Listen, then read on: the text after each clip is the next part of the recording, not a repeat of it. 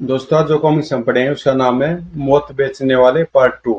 यहाँ तक स्टोरी हम पढ़ चुके हैं इसके पार्ट 1 में। तो पहले आप उसको पढ़ लेना। इसका पहला पार्ट आपको मिल जाएगा प्ले लिस्ट में। बाल एजेंट राम रीम का फोल्डर है, उसके अंदर उसका नाम है मौत बेचने वाले पार्ट 1। तो मैं आगे से पढ़ता हूँ। लेकिन जैसे वे उस कमरे से बाहर निकले, धोए धोए आई, यह फायर और चीख चीख रतन लाल की लगती है और उस तरफ से आई है, चलो। वो दोनों पूरी शक्ति से उसी उसी तरफ भागे जिधर से चीख और फायरिंग की आवाज आई थी। वह देखो, उस कमरे में प्रकाश है, शायद वहीं से फायरिंग और चीख की आवाज आई थी। लेकिन जब वे दोनों उस कमरे में प्रविष्ट हुए, सेठ रतनलाल और नो, तभी धोए धोए उफ, बचो। राम रीम ने खतरे का आभास पाते गजब की फुर्ती के साथ अपने स्थान से छलांग लगाई और एक अलमारी की ओर में सुरक्षित पहुंचते ही राम ने उस हत्यार को लक्ष्य लेकर एक साथ कई फायर उस पर झोंक मारे। लेकिन हत्यारा गोलियों से बचता हुआ पलटकर बाहर की ओर भाग खड़ा हुआ। कमबख्त भाग रहा है। राम और रहीम भी अपने अपने स्थान से निकलकर उसके पीछे लपके। बचकर न जाने पाए भैया, अब उसके लिए यह संभव है। हत्यारा कोठी से निकलकर मेन गेट की ओर दौड़ा, जो इस समय खुला हुआ था। वो द्वार खुला, लेकिन मैं इसे बचकर जाने नहीं दूंगा। उफ, लगता है वह भाग निकलने में सफल हो जाएगा। अगले पल राम ने दौड़ते दौड़ते ही हवा में एक जबरदस्त छलांग लगाई। वो मारा और आह, हत्यारा धरती पर दूर तक लुढ़कता चला गया। फिर इससे पहले कि वह उठकर खड़ा हो पाता, रहीम उसके सीने पर चढ़ बैठा। बस बस बच्चे, बहुत हो चुका। यदि अब ज्यादा ज्यादा चालाकी दिखाने की कोशिश की तो चेहरे पर जहन्नुम का नक्शा बना दूंगा। शाबाश रहीम। फिर सिगरी राम भी उसके निकट पहुंच गया। बताओ, तुमने रतनलाल का खून क्यों किया? जाली करेंसी छापने वाला और नकली दवाइयां बनाने वाला कौन है? नहीं नहीं, मैं कुछ नहीं बता सकता। यदि मैंने कुछ भी बताया तो बॉस मुझे जान से मरवा देगा। और यदि नहीं बताओगे तो हम भी तुम्हारा वैसा ही हाल कर देंगे, जैसा तुमने रतनलाल का किया है। पड़ाक। उफ। रेम द्वारा की गई जबरदस्त पिटाई से आखिरकार हत्यारे को घुटने टेकने ही पड़े। फिर ठहरो, मुझे मारो मत, मैं सब कुछ बताने के लिए तैयार हूँ। शाबाश, तो फिर जल्दी से शुरू हो जाओ। परंतु इससे पहले कि हत्यारा एक एक शब्द भी मुंह से निकाल पाता कि तभी गेट के बाहर खड़ी एक कार से गोलियों की बौछार हुई। धोए धोए आई। गोलियां बरसाने के बाद वह कार तेजी से आगे बढ़ गई। राम रहीम पूरी गति से बाहर खड़ी अपनी मोटरसाइकिल की ओर लपके। कमबख्त भाग रहा है। हमें उसे हर कीमत पर पकड़ना है, वरना अपराधी अपराधी तक पहुंचने के सारे मार्ग बंद हो जाएंगे। परंतु मोटरसाइकिल के निकट पहुंचते दोनों ने अपना सिर पीट लिया। सत्यानाश, दोनों पहियों की हवा निकली हुई है। वट। तब तक कार उनकी पहुंच से काफी दूर हो चुकी थी। उफ, कम वक्त निकल गया हाथ से। यह काम भी उसी सुअर का लगता है। जब वह कार राम रहीम की नजरों से ओझल हो गई, मेरे विचार से मैं तुरंत चीफ को सारी स्थिति से अवगत करा देना चाहिए। हाँ, यही उचित होगा। आओ। कुछ देर बाद राम रतनलाल की कोठी के भीतर ही एक कमरे में रखे फोन पर चीफ का नंबर मिला रहा था। उधर अचानक फोन की घंटी बजने से चीफ मुखर्जी की नींद टूट गई। ट्रेन ट्रेन 2 बजे, इतनी रात गए, किसका फोन हो सकता है? Hello S Mukherjee is here. Hello chief uncle, ये मैं हूँ राम। ओ तुम कहो, क्या बात है? मिस्टर रतनलाल का एक बदमाश ने खून कर दिया है और इस समय मैं रतनलाल की कोठी से बोल रहा हूँ। क्या? मैं भी पहुंच रहा हूँ। सुनो, तुम इंस्पेक्टर श्याम को भी फोन कर दो ताकि वह फोटोग्राफर व एम्बुलेंस आदि लेकर वहां पहुंच जाए। Okay chief. फिर फोन डिस्कनेक्ट करने के बाद चीफ मुखर्जी जल्दी से कपड़े बदलने लगे और कुछ देर बाद चीफ मुखर्जी के साथ साथ इंस्पेक्टर श्याम भी अपने दल बल के साथ सेठ रतनलाल की कोठी पर था। इंस्पेक्टर, अब इसमें कोई संदेह नहीं रहा कि रतनलाल नकली दवाई बनाने वाले गिरोह का एक एजेंट था और यह बदमाश भी उसी गिरोह का एक गुर्गा। यही बात लगती है। मेरे विचार से मैं कोठी की तलाशी लेनी चाहिए। हो सकता कोई ऐसा सूत्र हाथ लग जाए जो मैं मुख्य अपराधी तक पहुंचा दे। मैं भी यही कहना चाहता था। आओ भीतर चलें। इंस्पेक्टर श्याम ने तुरंत सिपाहियों को कोठी की तलाशी लेने का आदेश दिया और स्वयं चीफ मुखर्जी और राम रहीम के साथ उस कमरे में पहुंच गया जहां रतनलाल की लाश पड़ी थी। राम सिंह फोटोग्राफर जब अपना काम निपटा ले तो दोनों लाशों को पोस्टमार्टम के लिए भेज देना। Yes sir. अभी तलाशी ले रहे सिपाहियों में से एक ने वहां प्रवेश किया। सर, नकली दवाइयां तो हमें नहीं मिली, लेकिन एक अंडरग्राउंड तहखाने में लाखों के नोट पड़े हैं। क्या? ओह। तुरंत चीफ मुखर्जी, राम रहीम और इंस्पेक्टर श्याम उस सिपाही के साथ एक ऐसे कमरे में पहुंचे जहां से तहखाने में जाने का मार्ग था। सर, संयोग से मेरा हाथ इस तस्वीर पर पड़ गया था। इसके घूमते यह गुप्त मार्ग निकल आया था। नीचे चलो। तहखाने में। अंकल, ये तो जाली नोट मालूम पड़ते हैं। 100% जाली हैं। माय गॉड, इसका मतलब यह हुआ कि रतनलाल जाली नोटों के धंधे में भी संलग्न था। हाँ, ये जाली नोट इस बात का स्पष्ट प्रमाण है अंकल। मेरे विचार से आपको तुरंत रतन मेडिको के कर्मचारियों को गिरफ्तार कर लेना चाहिए। मुझे विश्वास है कि उनसे आपको रतनलाल के नकली दवाइयों के स्टॉक का पता चल जाएगा। ठीक है तो राम, मैं भी चलकर उन्हें गिरफ्तार करता हूँ। इंस्पेक्टर श्याम भी उसी समय कुछ पुलिस कर्मियों के साथ रतन मेडिको के कर्मचारियों को गिरफ्तार करने के लिए उनके घर की ओर रवाना हो गए। रात काफी बीत चुकी है मेरे विचार से। अब तुम दोनों भी घर जाकर आराम करो। सुबह इंस्पेक्टर श्याम से तुम्हें सारी रिपोर्ट मिल जाएगी। Okay chief. आओ रहीम, चले। चीफ से विदा लेकर राम रहीम ने निकट ही टैक्सी स्टैंड से एक टैक्सी पकड़ी और अपने घर की ओर चल पड़े। अपनी मोटरसाइकिल उन्होंने वहीं छोड़ दी थी। मेरे विचार से रामनगर जाने का प्रोग्राम अब कैंसिल ही करना पड़ेगा। हो सकता, लेकिन यह श्याम अंकल की कल मिलने वाली रिपोर्ट पर निर्भर करता है। उधर रतनलाल के हत्यारे का हत्यारा शहर के अंतिम छोर पर बने एक खूबसूरत बंगले पर पहुंचा और कार से उतरकर वह भीतर की ओर बढ़ा। सबसे पहले बॉस को सारी स्थिति से अवगत करा देना ही उचित होगा। बंगले के भीतर एक कमरे में पहुंचकर उसने एक गुप्त अलमारी से एक छोटा सा किंतु शक्तिशाली ट्रांसमीटर निकाला और अपने बॉस से संपर्क जोड़ने लगा। Hello hello Pedro calling. Hello hello wanted Blackman. शीघ्र पेड्रो के रहस्यमय बॉस ने अपने ट्रांसमीटर पर उसकी आवाज कैच की। Yes, Blackman receiving. तुम कौन बोल रहे हो? मैं पेड्रो बोल रहा हूँ बॉस। रिपोर्ट।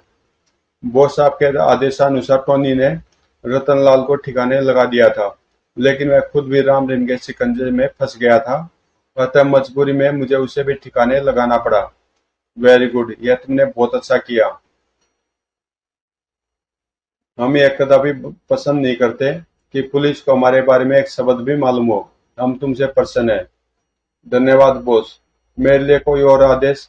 हाँ सुनो, रतनलाल की कोठी की तलाशी में पुलिस के हाथ हमारे जाली नोट लग चुके हैं और पुलिस रतनलाल के तीनों सेल्समैनों को गिरफ्तार करने के चक्कर में है। तुम्हें उनमें से एक सेल्समैन केशव का मुंह किसी भी कीमत पर बंद करना है। समझ गया बॉस, आप निश्चिंत रहें। गुड। बाकी बातें सुबह होंगी। Over and all. Okay boss, over and all. शुक्र है बॉस मेरे काम से नाराज नहीं हुए। अब जल्दी से केशव की टोलूं, कहीं ऐसा न हो कि मेरे पहुंचने से पहले ही पुलिस उससे सब कुछ उगलवा ले। उधर इंस्पेक्टर श्याम ने बोर होने से पहले ही रतन मेडिको के तीनों सेल्समैनों को उनके घर से गिरफ्तार कर रतनलाल की दुकान पर छापा मारा और दुकान के नीचे बने एक अंडरग्राउंड तहखाने में पहुंचने में सफल हो गए। ओ माय गॉड, इतनी तादाद में नकली दवाइयां। फिर तमाम नकली दवाओं की पेटियों को जब्त करने और दुकान को सील बंद करने के पश्चात इंस्पेक्टर श्याम तीनों सेल्समैनों को लेकर थाने पहुंचा। क्या नाम है तुम लोगों के? कमल, सुरेश, केशव। तुम ये नकली दवाइयां तुम्हारी दुकान पर कहां से आती थी और इनका निर्माण करने वाला कौन है और इनकी फैक्ट्री कहाँ है? यह हमें नहीं मालूम। खामोश। सुनो, तुम दो तीनों की भलाई सी में कि सबूत सच सच बता दो, वरना याद रखो मार मार कर खाल उतार दी जाएगी। हम सच कहते हैं इंस्पेक्टर साहब, हमें इसके सिवा कुछ मालूम नहीं कि एक काले रंग की वैन हर सप्ताह आती थी और कुछ पेटियां उतार कर चली जाती थी। उन पेटियों को रतन सेठ केशव द्वारा ही अंडरग्राउंड गोदाम में रखवाते थे और केशव ही उनके कहने पर वह दवाइयां वहां से लाकर ग्राहकों को देता था। हाँ साहब, यह सच है। यानी तुम दोनों ही यह कहना चाहते हो कि केवल केशव ही इस संबंध में जानता है। जी हाँ सेठ जी, इसी पर हम सबसे ज्यादा विश्वास करते थे। तुरंत इंस्पेक्टर श्याम की खूनी दृष्टि केशव के चेहरे पर शिथिल हो गई। मेरे विचार से अब तुम झूठ नहीं बोलोगे और जो कुछ जानते हो सच सच बता दोगे। ये झूठ बोलते हैं, मुझे कुछ नहीं मालूम। इनकी तरह मैं भी सेठ की हर बात से अनभिज्ञ हूँ। क्रोध से बिफरता हुआ श्याम एकदम से केशव पर टूट पड़ा। कुत्ते सुअर, तुम बातों से नहीं लातों से मानोगे। आई उफ, बताओ। नहीं नहीं, मुझे कुछ नहीं मालूम। अब भी बता दो। नहीं, उफ, आई मरा। बोलो, सच्चाई बताने को तैयार हो या नहीं? उफ। सिगरी, ठहरिए, ठहरिए, मुझे और मत मारिए। इंस्पेक्टर साहब, मैं सब कुछ बताने के लिए तैयार हूँ। गुड। अब आए रास्ते पर। उस समय पेड्रो पुलिस स्टेशन के ठीक सामने की इमारत की एक खिड़की पर मौजूद था। कम वक्त ने घुटने टेक दिए। अब देर करना उचित नहीं होगा। बताओ, ये नकली दवाई कौन बनाता है और इनका कारखाना कहाँ है? ध्यान रहे एक भी बात झूठी निकली तो। नहीं नहीं, मैं सब कुछ सच सच बताऊंगा। दवाई कौन बनाता है यह तो मुझे नहीं मालूम, लेकिन दवाई और जाली करेंसी धाए। ओ नहीं। गोली लगते केशव के प्राण पखेरु उड़ गए। इंस्पेक्टर श्याम को समझते देर नहीं लगी कि गोली कहाँ से चलाई गई है। अतः वह तुरंत चीख उठा, सिपाहियों, हत्यारा उसी इमारत में, जल्दी से इमारत को चारों ओर से घेर लो। वह बचकर निकलना नहीं चाहिए। Yes sir. लेकिन जैसे श्याम सिपाहियों के साथ थाने से निकलकर सड़क पर पहुंचा, ठीक उसी समय पेड्रो सामने की इमारत से निकलकर एक तरफ खड़ी अपनी कार की ओर दौड़ा। खबरदार रुक जाओ वरना गोली मार दूंगा। परंतु पेड्रो रुका नहीं और कार में सवार होकर भाग निकला। इंस्पेक्टर श्याम ने फायरिंग कर कार का टायर बस्ट करना चाहा, लेकिन उसे सफलता नहीं मिली और उफ, कम वक्त निकल गया। अगले दिन भोर का उजाला फैलने के साथ ही टेलीफोन की घंटी बजी और राम रहीम की नींद टूट गई। इस कम वक्त टेलीफोन ने भी नाक में दम कर रखा है। न रात को चैन न दिन को चैन। जी चाहता उठाकर बाहर फेंक दूं। जरूर फेंक देना, लेकिन पहले मैं फोन सुन तो लूं। Hello, Ram speaking. राम, मैं इंस्पेक्टर श्याम बोल रहा हूँ। रतन मेडिको के 3 सेल्समैनों में से एक व्यक्ति केशव थाने में खून कर दिया गया है। क्या? दूसरी ओर से पूरी बात सुनने के पश्चात इसका मतलब यह हुआ कि उन तीनों में से केशव को ही अपराधी के बारे में सब कुछ मालूम था, इसलिए उसे मार्ग से साफ कर दिया गया है। किसका फोन था भैया? इंस्पेक्टर श्याम का। रतन मेडिको के सेल्समैन केशव का थाने में ही खून कर दिया गया है। मरते हुए उसके मुंह से केवल राम ही निकला था। बेचारा, आखिर वह तुम्हारा यानी भगवान राम का नाम लेकर स्वर्ग सिधार गया। राम से मेरा अथवा भगवान राम का नाम ही नहीं, बल्कि रहीम रामनगर भी बनता है। अरे, यह तो मैंने सोचा ही नहीं था। इसका मतलब यह हुआ कि अपराधियों का कोई न कोई संबंध रामनगर से अवश्य है। बिल्कुल। अब तुम फटाफट तैयार हो जाओ, तब तक मैं चीफ अंकल को फोन कर लूं। उसके बाद हम तुरंत रामनगर के लिए रवाना हो जाएंगे। अब मैं कतई भी समय नष्ट करने के मूड में नहीं हूँ। ठीक है, तुम फोन कर लो, मैं अभी तैयार होकर आता हूँ। साथ में एक अटैची भी तैयार कर लेना। ओके। चीफ से संबंध स्थापित होने पर राम ने उन्हें इंस्पेक्टर श्याम से हुई सारी बातचीत सुनाई। फिर अंत में बोला, इसे स्पष्ट हो जाता है चीफ कि अपराधियों का कोई न कोई संबंध रामनगर से अवश्य है। अतः हम 11 बजे वाली ट्रेन से रामनगर के लिए रवाना हो रहे हैं। ठीक है मेरे बच्चों, तुम मुझे वॉच ट्रांसमीटर पर हर पल की रिपोर्ट देते रहना, लेकिन सावधान रहना। हो सकता है अपराधी तुम्हें भी अपने मार का कांटा समझकर ठिकाने लगाने की कोशिश करे। आप चिंता न करें चीफ, हम अपनी हिफाजत करना खूब अच्छी तरह जानते हैं। इसी के साथ दूसरी ओर से संबंध विच्छेद हो गया। उधर पेड्रो अपने बंगले में ट्रांसमीटर पर अपने बॉस को रिपोर्ट दे रहा था। बॉस, मैंने केसों को खत्म कर दिया है। कम वक्त इंस्पेक्टर श्याम ने तो मुझे घेरने की काफी कोशिश की थी, लेकिन मैं जानता हूँ पेड्रो, निस्संदेह मुझे तुम पर गर्व है। एक तगड़े इनाम के आज से तुम हकदार रहे।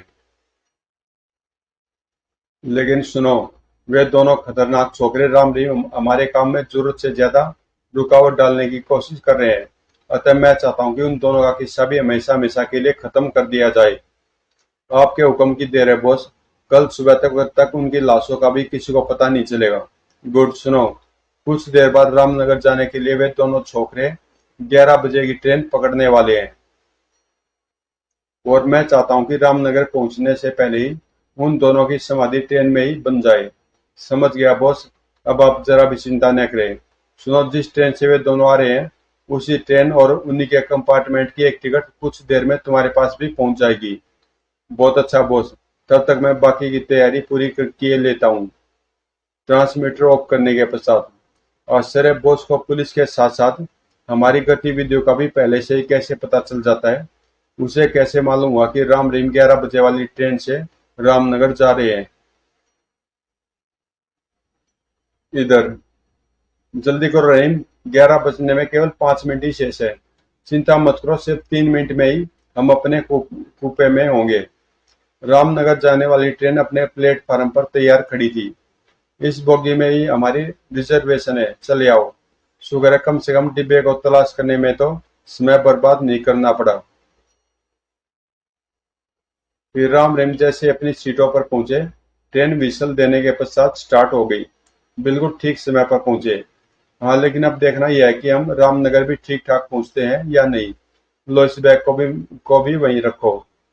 उसी कंपार्टमेंट में पेट्रो का भी रिजर्वेशन था। रामनगर, शो करो। रामनगर तो क्या, अब तो अपना शहर भी नहीं देख पाओगे तुम। मेरे विचार से हम सुबह तक रामनगर पहुंचेंगे। हाँ, सुबह 8 बजे के लगभग। लगभग 1 घंटे तक लगातार दौड़ते रहने के पश्चात ट्रेन जब एक जंक्शन पर रुकी तो पेड्रो अचानक ही अपनी सीट से उठ खड़ा हुआ। माफ कीजिएगा, मुझे यहीं उतरना है। ऑफ कोर्स, लीजिए आगे बढ़िए। ट्रेन से नीचे उतरते ही पेड्रो से एक आदमी टकराया। क्या रहा? टाइम बम मैंने उन दोनों की सीट के नीचे रख दिया है। ठीक 15 मिनट बाद फटेगा। और हा हा हा, इधर राम रिम के कंपार्टमेंट में चोर चोर, पकड़ो पकड़ो, आए मेरा बैग। खबरदार जो कोई मेरे सामने आया। चोर चोर, अरे कोई पकड़ो उसे, वह मेरा सारा रुपया ले गया। वह कमबख्त हमारे सामने दिलेरी दिखा रहा है, अभी चखाता हूँ मजा। चोर पकड़े जाने के वैसे बनाए प्लेटफार्म पर उतरने के दूसरी ओर से उतरकर पटरियों पर दौड़ पड़ा। रहीम, उसके चाकू से सावधान रहना। चिंता न करो। रुक जाओ वरना जान से हाथ धो बैठोगे। आने दो, इन चूहों के बच्चों से तो मैं निपट लूंगा। जब रहीम ने चोर को रुकते नहीं देखा तो उसने हवा में एक जबरदस्त लंबी उछाल भरी और हमारे रहते तुम बचकर नहीं जा सकते बेटा। ओह। गिरने के बाद चोर ने गजब की फुर्ती के साथ उठना चाहा, लेकिन तब तक राम भी उसके सिर पर पहुंच चुका था।